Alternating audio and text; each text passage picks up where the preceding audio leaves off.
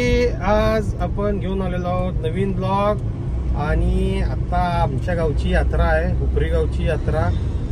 यात्रेचं नियोजन संध्याकाळी गावरान पद्धतीचं चुलीवरचं मटण हे नियोजन आहे. आणि ते चुलीवरचं मटण प्रॉपर पद्धतीनं होण्यासाठी ती जी लाकडं असतात ती आणण्यासाठी आता आम्ही चाललोय. आता रेंदाळात आलोय. तर रेंदाळातनं आपल्याला ती पहिलं लाकडं घ्यायची, मस्तपैकी लाकडं घेऊन मग आपण पुढे जायचं.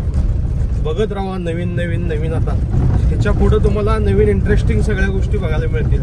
चूल कशी मांडली जाते, काय असतं, जेवण कशा पद्धतीनं शिजवलं जातं, आणि संध्याकाळी पाहुणचार हा सगळा मिळेल.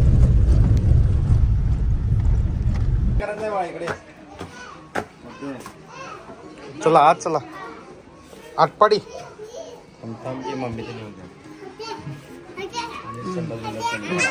धर धर धर धर इथे इथे धर. तू धर तू धर धर. तो सोड तर तू काय कर पळ नाही घ्या. हा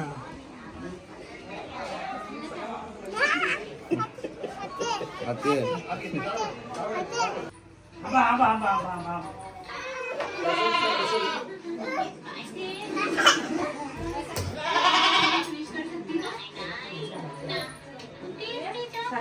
काढली नाही का मला.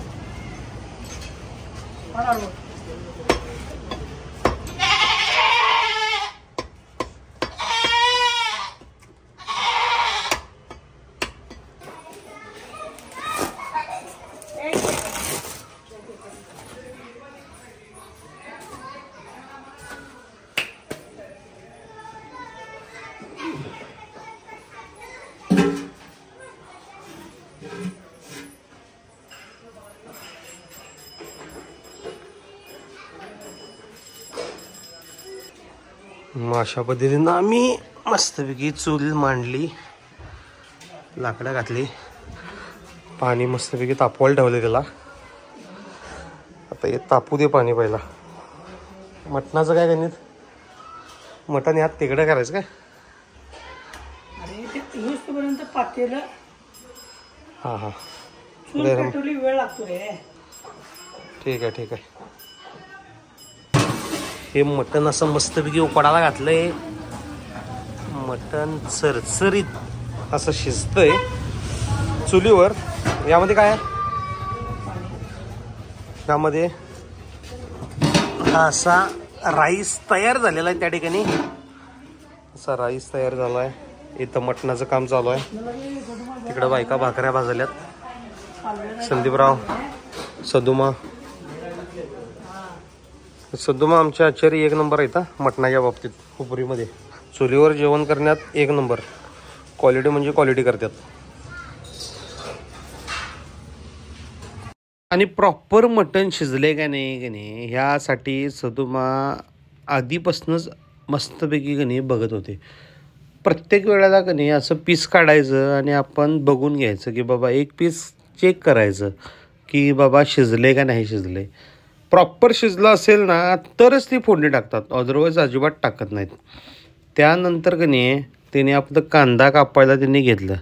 कांदा कापण्यात ती बिझी झाले. एवढा कांदा चिरायचा होता, कारण का फोडणी पण मारायची होती, त्यामुळं कांदा तिने कापण्यात बिझी झाले. हे एवढ्या भाकऱ्या आमच्या सगळ्या तयार झाल्या होत्या. भाकऱ्या करण्यात आमच्या बायका सगळ्या व्यस्त होत्या, त्यामुळं विषय नाही. कारण का मटणात जेवण आहे तिथं भाकरी आपल्याला लागणारच किती जरी झालं तरी. कारण भाकरी आणि मटण हे कॉम्बिनेशन आपल्या कोल्हापूर जिल्ह्यातच असते. बाकीच्या ठिकाणचा कशाला विचार करायचा.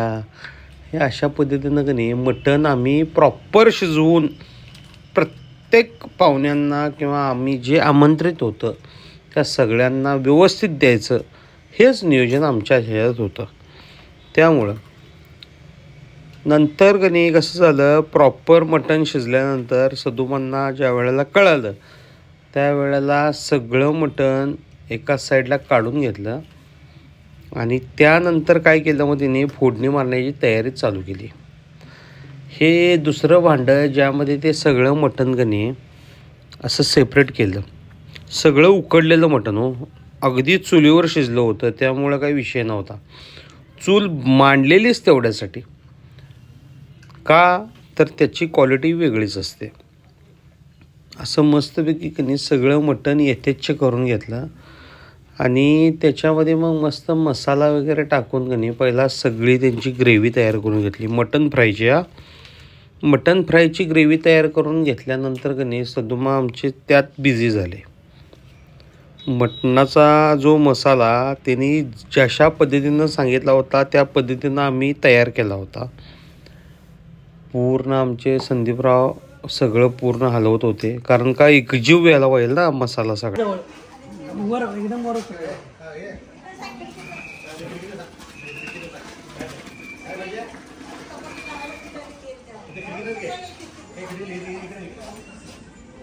अशा पद्धतीनं रस्सा आमचा तयार झाला आहे.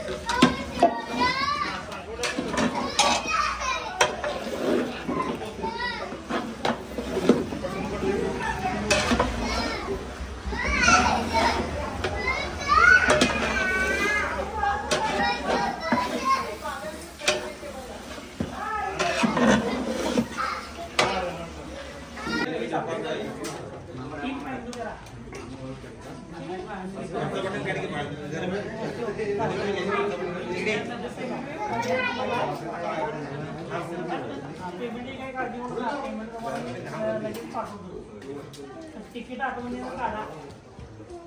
ठीक आहे.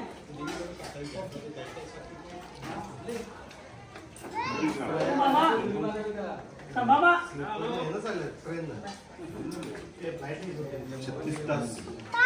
36 आणि अशा तऱ्हेनं आमचा यात्रेचा कार्यक्रम संपन्न झाला. शेवटची पंगत बसायला बघा हो काही शेवटची पंगत आप्पाचं आगमन संदीप भाऊ अमितराव अजिंक्य देव आलेत आमचे खास कांडगाववर ना. हो शिस्तात घ्या. सयाजीराव सगळे गेले. हे माझं ताट इथं लावलं आहे. मटण आहे इथं, भेजा फ्राय आहे इथं, मस्तपैकी वजडी आहे, हा रस्सा आहे, हा दही कांदा, भाकरी. हो या इकडे या. त्यांचा शनिवार आहे बघा. मी शनिवारी काहीच नाहीत. वाजल्यात किती बघा आता, घड्याळ नाही माझ्याकडं. 12 पावणे 12 वाजलेत ना. 15 मिनिटात तिने खाणार आहेत आता, त्यासाठी थांबलेत. 15 मिनिटात की नाही आता त्यांना ताट करायचं आहे. 15 मिनिटात किती खाणार आहेत. बसतो चला. ओके, अशा पद्धतीनं आमची यात्रा साजरी झाली.